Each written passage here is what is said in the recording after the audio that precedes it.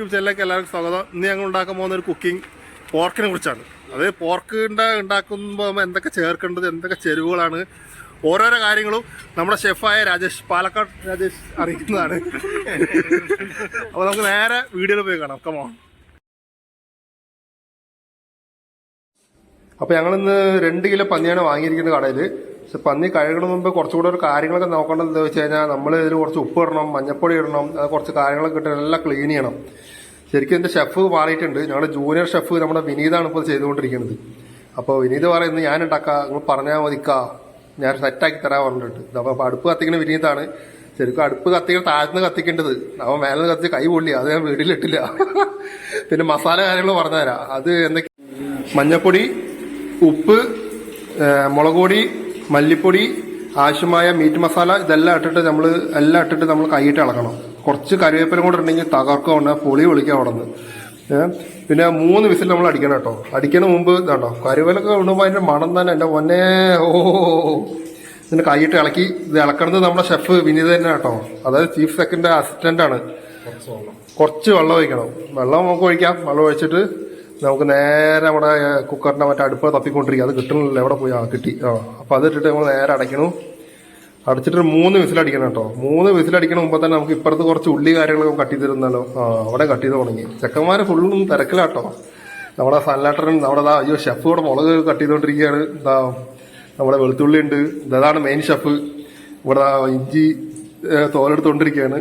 നമ്മൾ ഈ പറയണത് 2 കിലോയുടെ അളവിലുള്ള പന്നീടെ കേട്ടോ. അതാ ഫസ്റ്റ് നമ്മള് നമ്മുടെ വെളുത്തുള്ളിയും ഇഞ്ചിയിട്ട് നമുക്ക് മിക്സിയിലിട്ട് അരയ്ക്കാം. അരച്ച് കഴിഞ്ഞ് ആ ഒരു മണത്തിൽ തന്നെ അപ്പുറത്തുള്ള നാട്ടുകാർക്ക് ഓടി വരണം ഇങ്ങോട്ട്. ഇതാണ് ഷെഫ്, അടുത്ത ഷെഫാട്ടോ. ഷെഫ് അവിടെ സ്പീഡ് ആണ് എൻ്റെ മോനെ. ഇതൊക്കെ ഞങ്ങൾ ഒരു കാലത്തുണ്ടല്ലോ കല്യാണ പോലെയും മരണ വീട്ടിലൊക്കെ കട്ട് ചെയ്ത് ശീലിച്ചത് കൊണ്ട് ഞങ്ങൾക്ക് ഈ കട്ടിങ്ങിന്റെ സ്പീഡ് കിട്ടും കേട്ടോ. അപ്പോ കട അതിന്റെ സൗണ്ട് കേൾക്കുമ്പോൾ ഒരു എന്താ പറയുക, ഒരു പണ്ടത്തെ പടങ്ങളിലൊക്കെ ഓരോ ട്യൂണൊക്കെ കേൾക്കില്ലേ, ആ ഒരു ഫീലാണ്. ഇതാണ് നമ്മുടെ ഷെഫ്. ഷെഫ് എന്തോ പറയണ്ടില്ല, അവിടെ ഒന്നും കേൾക്കാല്ല. ഇതാണ് ഉള്ളി. ഒരു 1 കിലോ ഉള്ളി ഉണ്ടാവും. കുറച്ച് മുളക്, ഇത് എല്ലാം ഇട്ടിട്ട് നേരെ അടുപ്പ് കത്തിച്ചു. പാത്രം വെച്ചു. നല്ല കനമുള്ള പാത്രമാണ്, നല്ല വെയിറ്റ് ഉണ്ട്. അപ്പോൾ ഒന്ന് ടേസ്റ്റ് ഒക്കെ കൂടും. കുറച്ച് എണ്ണ വയ്ക്കുക, ആവശ്യത്തിന് എണ്ണ വയ്ക്കുക. അധികം ആഡംബരമാക്കണ്ട എണ്ണ വെച്ചിട്ട്. കാരണം പന്നിന്നും നെയ്യുള്ളത് കൊണ്ട് അതിന് എണ്ണ വരെ സാധ്യതയുണ്ട്. പിന്നെ കുറച്ച് കരിവേപ്പില. പിന്നെ അടുത്തത് നമ്മൾ കുറച്ച് ഉള്ളി ഇട്ടിട്ട് ഒന്ന് വണക്കുക. വണത്ത് കഴിഞ്ഞാൽ അങ്ങോട്ട് നല്ല മണം ഉണ്ട്. അത് എവിടെ വരുന്ന തോന്നുന്നു. കുറച്ച് മുളക് ഇടാം. എല്ലാം ഒപ്പാടാ. ഇനിയിപ്പോൾ എന്തിനു പിന്നെ ലേറ്റ് ആക്കണതാണ്ട. എല്ലാം ഇളക്കി സെറ്റായിട്ടുണ്ട്. എല്ലാം ഒന്ന് വെന്തുകൊണ്ടിരിക്കേണ്ട അവിടെ നിന്ന്. കുറച്ച് മല്ലിപ്പൊടി ഇടുക. അത് തകഞ്ഞാൽ വീണ്ടും ഇടുക നമുക്ക്.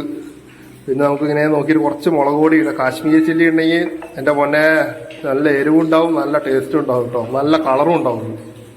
ആയിട്ട് നല്ല ഇളക്കി. കുറച്ച് എണ്ണ കൂടി, അത് കുഴപ്പമില്ല, നമുക്ക് ലാസ്റ്റ് ഇത് ഫിൽറ്റർ ചെയ്ത് മാറ്റാം. എണ്ണ കുറച്ച് കുറയ്ക്കണം കേട്ടോ. ഇനി നേരെ പന്നിയിട്ട് കുക്കറിൽ 3 വിസിലടിച്ചല്ലോ. അത് കഴിഞ്ഞിട്ട് നേരെ എടുത്തിട്ട് അടുപ്പിലിടുക. അടുപ്പിലിട്ട് ഇങ്ങനെ കിടന്നിട്ട് കിടന്നിട്ട് വേണ്ട ഇങ്ങനെ ഇളക്കി.